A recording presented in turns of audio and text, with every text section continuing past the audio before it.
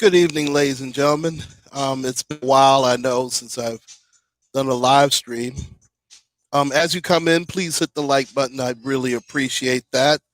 And yes, if you've seen the beginning, yes, it is time for my NFL picks for Week 7 in 2020. I had a so-so week last week as far as my picks. I was 8-6 for the season so far. I have 60 wins, 30 losses, and one tie. That's a pretty decent winning percentage of 659. Trust me, if the Cowboys had that winning percentage, people would not be complaining down in Big D. But being a Steeler fan, I appreciate it. So I'm very happy. And I will start with my NFL picks with tomorrow night's game featuring the New York Football Giants taking on the Philadelphia Eagles. The Giants were handed, I mean, literally gift wrapped a win last week at home against the Washington football team. I'm still not used to saying that. The only reason they won that game is because Riverboat Ron Rivera went for the win instead of a tie. Under normal circumstances, I would agree with that. The problem is you can't do that with Kyle Allen at quarterback, and you're on the road. So to me, he basically, being Riverboat Ron, he came up snake eyes, so to speak, and the Giants came away with the victory. I don't know if they will have the same luck in Philadelphia. Not that the Eagles are great shakes, and they lost another one last week. They are. But, I mean, let's face it, the Ravens are a better team than them. Now, the Ravens let them back in the game also. I mean, they had a bit of a comeback, but they fell short last week against the Ravens. The Eagles have not been great shakes at home, let me tell you. They just haven't.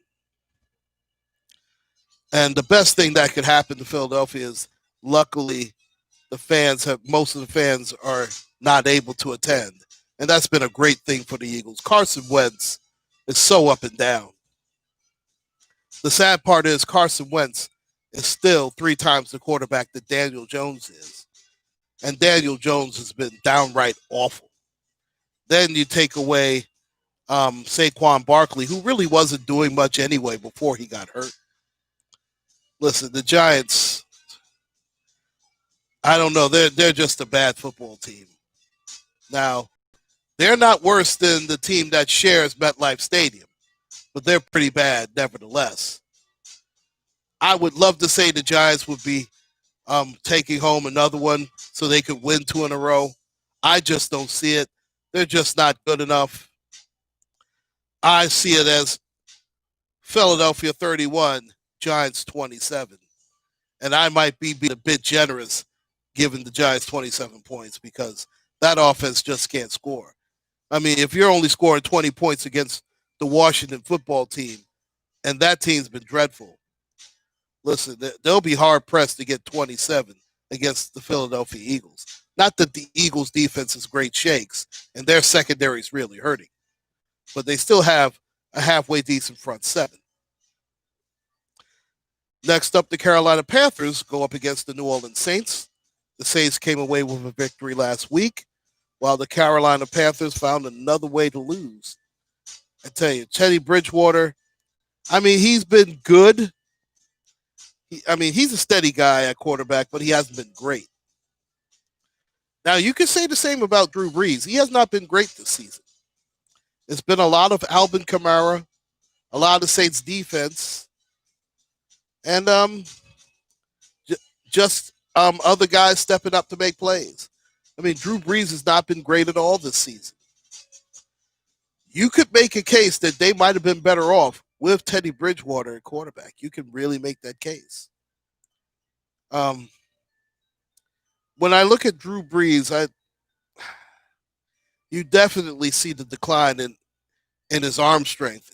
Not that he ever had elite arm strength, but now his accuracy is not the same either. I mean, he's like 5 yards in a cloud of dust. It's terrible. Now, Michael Thomas should be able to play this week, and that should be big for them. McCaffrey's probably another week or two away from coming back. The Saints being at home because of the COVID-19, the home field advantage is not what it used to be. But it is still enough with that fast track of the Saints. I still have to give them the W here. And the Panthers has been so up and down. I can't choose against the Saints at home. I have to go Saints 28, Panthers 24 in that one. Next up, the New York Jets, who in my opinion are the worst team in pro football, take on the Buffalo Bills. Bills coming off a loss against the Chiefs, while the Jets got spanked by the Miami Dolphins. And ironically, right after the game, Ryan Fitzpatrick was benched, and Tua will start for the Miami Dolphins, but that's further down the line. We will get to that game a little bit later. Joe Flacco will probably play another game quarterback. Sam Darnold's probably another 2 weeks away. I don't think it would matter anyway. Listen, Flacco's been horrible. The offensive line just won't give you a chance anyway. I mean, they've really struggled. They have very little semblance of a run game. Jamison Crowder is their only really consistent receiver. Chris Herndon's been up and down. And that Jets defense, my goodness, they are bad. Right now, they're the worst team in the NFL. Atlanta got their first victory last week. So I think the Jets are all alone now as far as being the worst team in football. And you could hear them in the at the house anyway. They're talking about tanking for Trevor Lawrence, the Clemson quarterback, who will more than likely be the first pick in this year's NFL draft. Well, next year's NFL draft. I don't see the Jets winning this game at all. I know that they're at MetLife Stadium, but I don't think it matters. Buffalo smarting off a loss, Jets being bad. It looks bad. I like Buffalo 34, Jets 13 in that one. Next up, the Cleveland Browns, who got spanked by my Steelers last week. And I mean spanked. Spanked so hard that they sat down Baker Mayfield. That's how bad he was. And they go up against the Cincinnati Bengals, a Bengal team that has improved each week. I have to be fair on that. Joe Burrow has definitely shown why he was the number one pick in the draft. He has played outstanding football. Now, unfortunately, the defense has not played so well for Cincinnati. Now, they can rush the quarterback a little bit, but they are not a great team. That secondary is just dreadful. They're absolutely dreadful. Cleveland, you know what? Cleveland is a classic front-running team. When they get out to a lead, they start showboating. They start doing their thing. And I tell you, it starts with that quarterback. Baker Mayfield is dreadful. And I knew he was a piece of crap coming out of Oklahoma. He stinks. I mean, he looks good against mediocre teams. But when there's a real challenge, he folds. I mean, he is just a terrible, terrible quarterback. He is not a big-time player. He's a mediocre quarterback and nothing more. And it's sad because even though Nick Chubb is out, he still has enough weapons. Now, it was unfortunate they went up against the Steelers. That Steeler defense is outstanding. And I told you the Steelers were going to win that game, that there was going to be some get back from last season. There's just no way around it. And that's what happened to the Cleveland Browns last week. Now, the Bengals are decent, but they're not good enough right now. I do believe Cleveland will get – it's going to be a closer game than people think. But I do like Cleveland in this game. I like them 27-24 over the Cincinnati Bengals. Next up, the Dallas Cowboys. How about them Cowboys? Boy, they stink. Let me tell you. And it's beautiful to watch, by the way. Andy Dalton threw over 50 times, and you can't even get 300 yards. That's pathetic. Ezekiel Elliott, you know, I don't know what happened to this guy. I mean, maybe it's the nightlife, maybe him recovering from COVID. I don't know what it is, but he wasn't the same player even last year. But you know what? You would take even last year's Ezekiel Elliott over this year's Ezekiel Elliott. He has fell off so quickly, and it's sad to see. I mean, even though I'm not a Cowboy fan, I don't like to see Ezekiel Elliott playing this bad. I mean, he's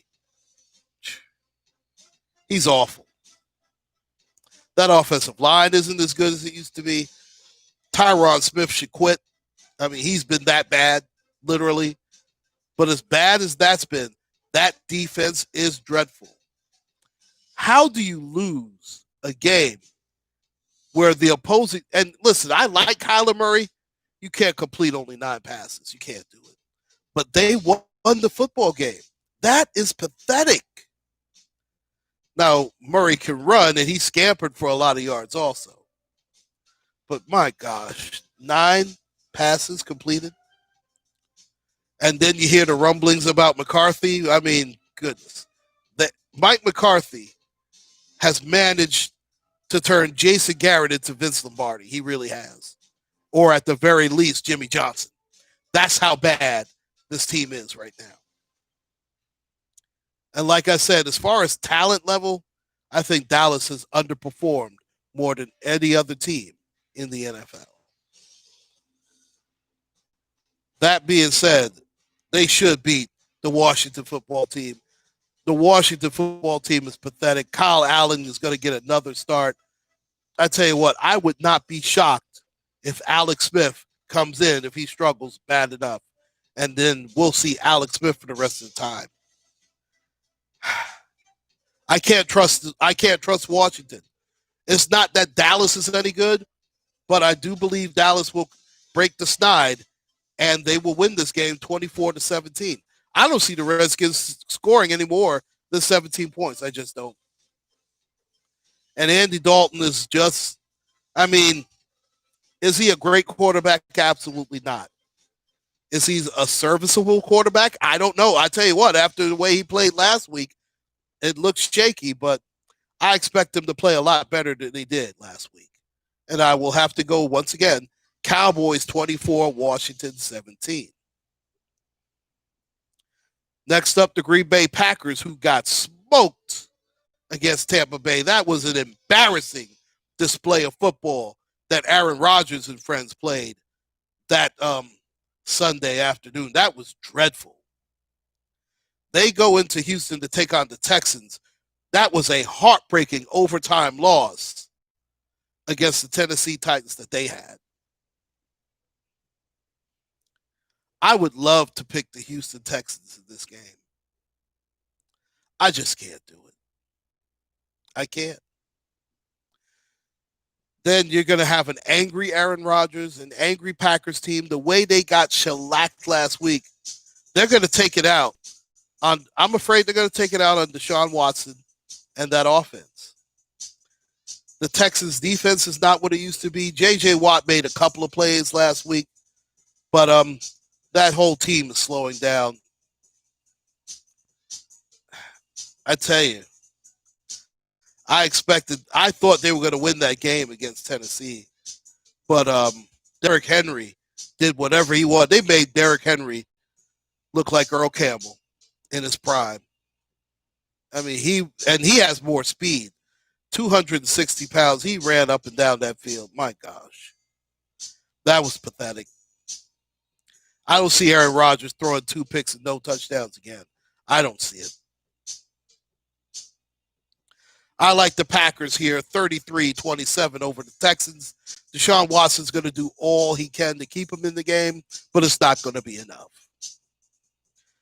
The next game I have is the Detroit Lions going up against the Atlanta Falcons. The Falcons finally got their first win of the season. Julio Jones did play, and he played very well. And so did Matt Ryan, for that matter. Detroit, man, they tease you a little bit. And listen, luckily they played Jacksonville,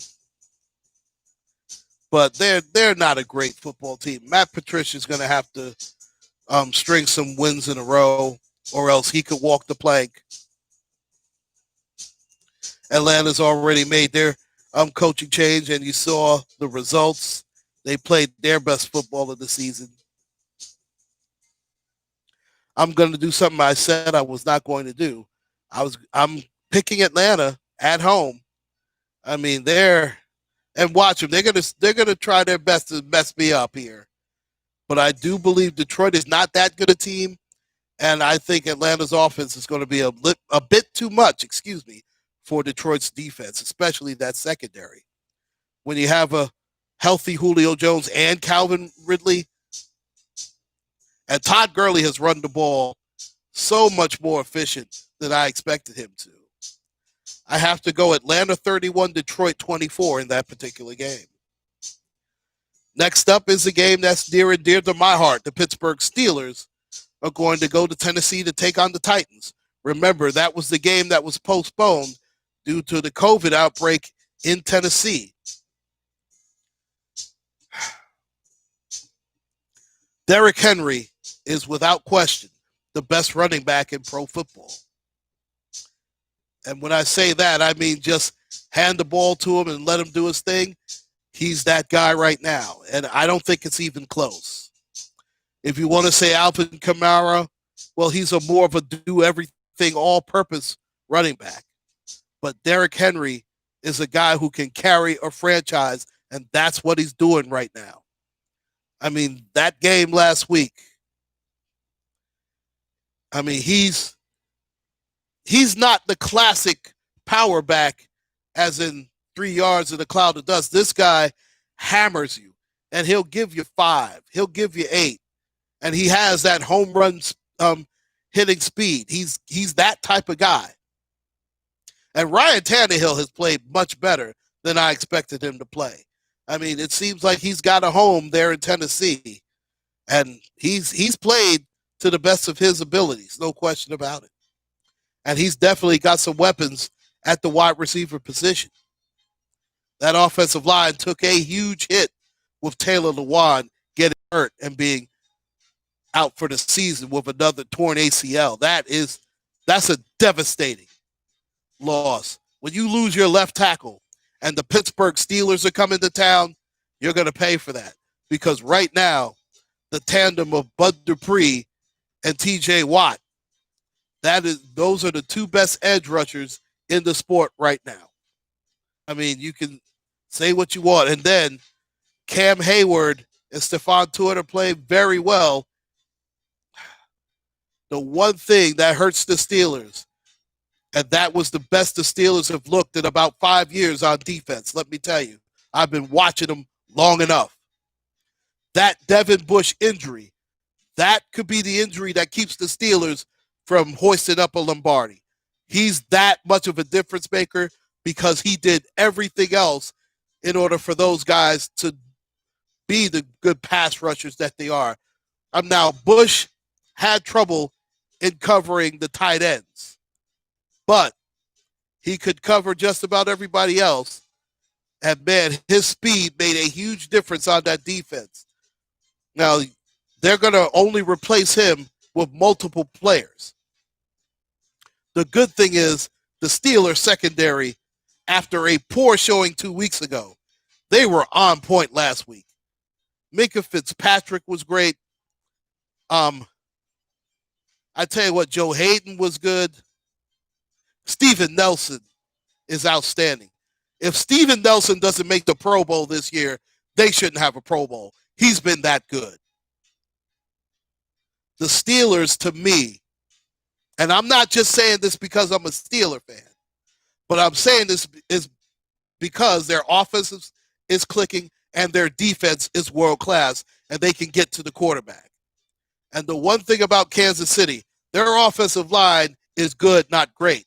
You have to have a great offensive line to take on the Steelers' pass rush the way the pass rush has been rolling.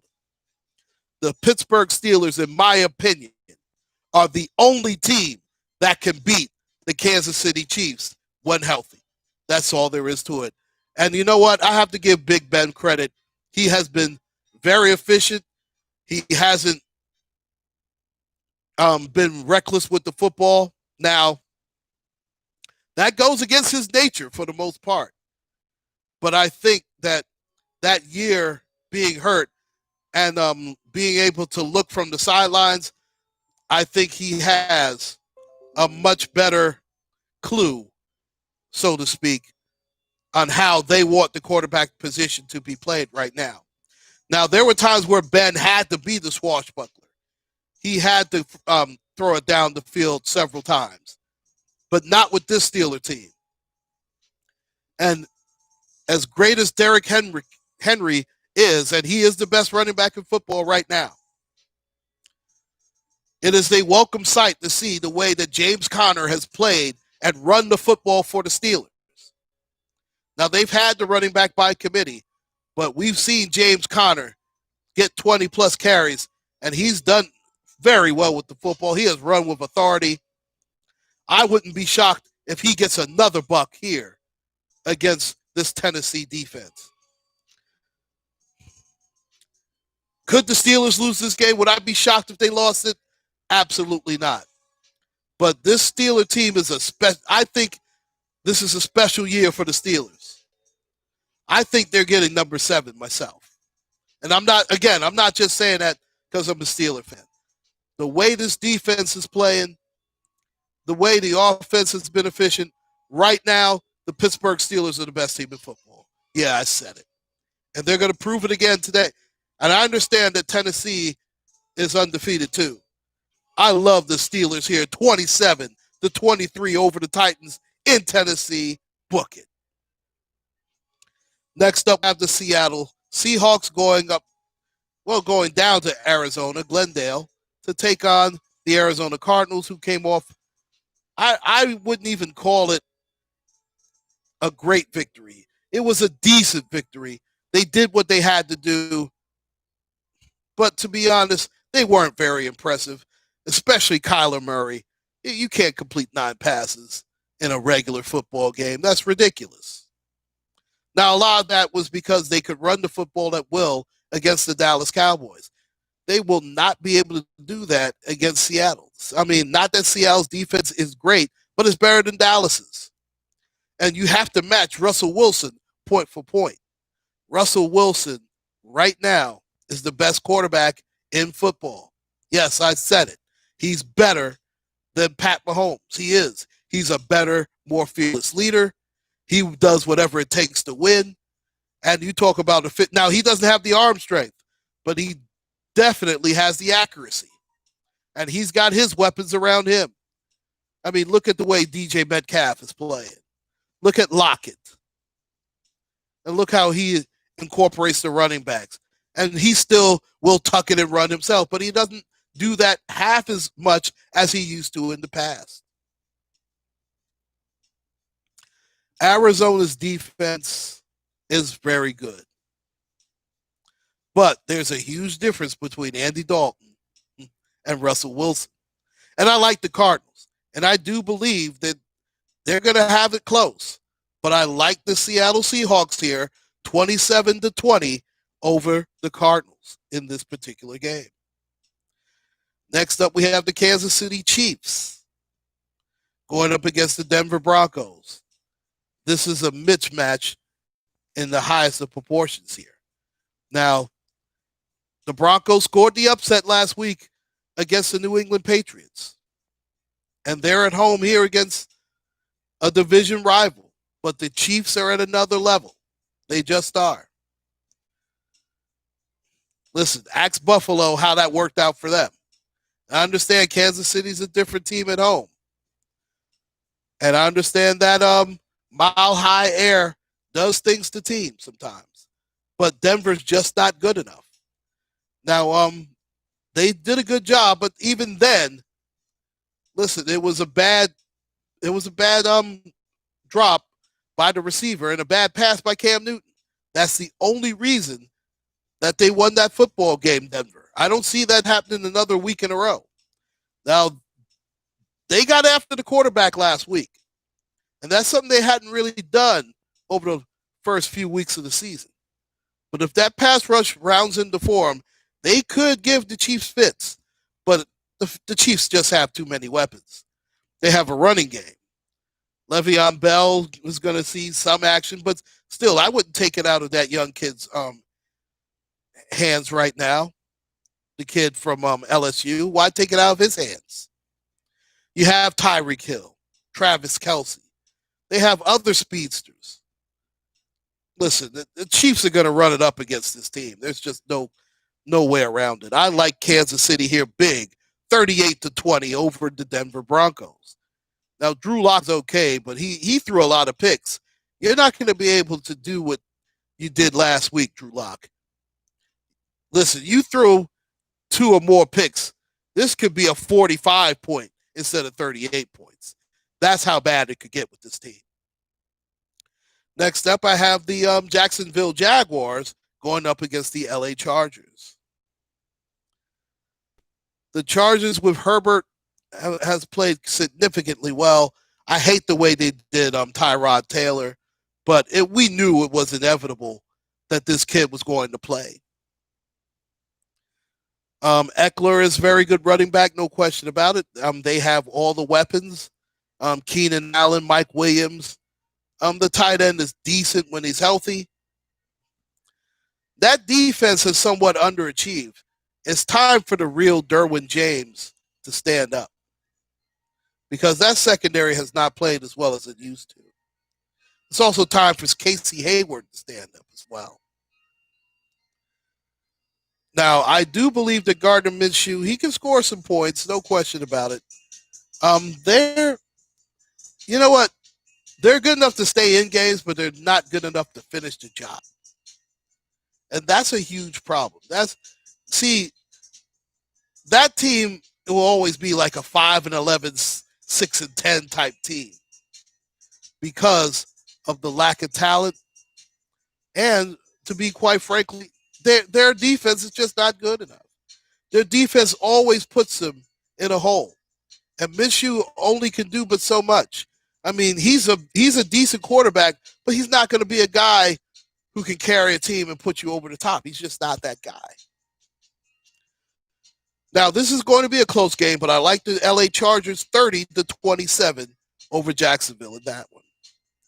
Next up, the San Francisco 49ers, who drubbed the Rams on Sunday night. I mean, they beat them up. Jimmy Garoppolo, that's as good as he looked in the last couple of years. Now, the running back Mostert got hurt. I don't know if he's going to be able to play this Sunday. But they have more than enough running backs by committee.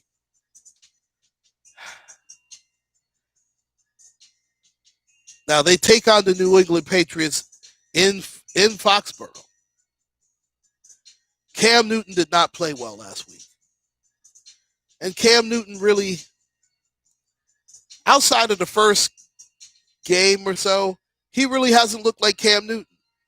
Now, they've run the ball much more than, well, I'd say about as much as last year. But I'm very disappointed in the way Cam Newton played last week. He can't play that way again. Now, the 49ers secondary is not the same, of course. Now, I don't know when Richard Sherman will come back. I don't think he's coming back this week. It'll probably be in a week or two. But they do have hard-hitting safeties.